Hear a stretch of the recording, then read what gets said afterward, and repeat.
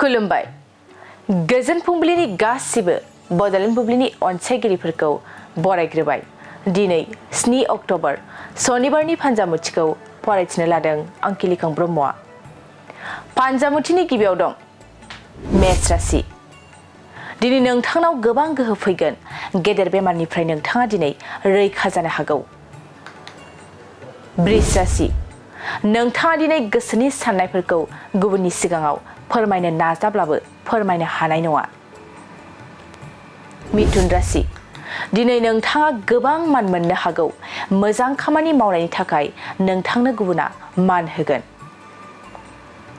कर्कट राशि। नोंथाङा दिनै सांग्राङै थानाया मोजां जागोन। नोंथांखौ जायखिजाया गाज्रि खामानि मावदों होननानै गुबुना बदनाम खालामनो हागौ। सिंह राशि। दिनै नोंथांनि दिना जोबोरैनो मोजां जागोन। दिनैनि दिनाव नोंथाङा रंजा खुसि थानो हागोन। कन्या राशि। नोंथांनि गोसोआव साननाय आसा मिजिंफ्रा दिनै जाफुंगोन। गोसोआव मोननो लुबैना थानायफोरखौ दिनै मोनफुंगोन। तुला राशि। नोंथाङा दिनै सांग्रां थानाया मोजां जागोन। नोंथांखौ दुष्ट लोगोफ्रा गाज्रि खामानि मावनो लोगो लाबाय थानो हागौ। वृश्चिक राशि। दिनै नोंथांनि जोबोरैनो गाज्रि सान। नोंथांनि मिजिं हास्थायनाय खामानि मावनायफ्रा फेलें जानो हागौ। धनु राशि।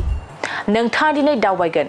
गोजान गोजान थांफेरै नुफेरै जायगायाव नोंथाङा दिनै दावबायनो लुबैगोन। मकर राशि। दिनै नोंथांनि मोजां सान। नोंथाङा जेराव थाङो बेयावनो जानाय लोंनायनि बाहागो मोनगोन। कुम्भ राशि। नोंथाङा नोंथांनि फिसानि थाखाय दिनै गोबां निस्था जागोन। फिसाखौ मोजां जाजानो लुबैगोन। मीन राशि। दिनै नोंथांनि जोबोद मोजां दिन जागोन। नोंथाङा माबा मोनसे मोजां गेदेर बिबान मोननो हागौ।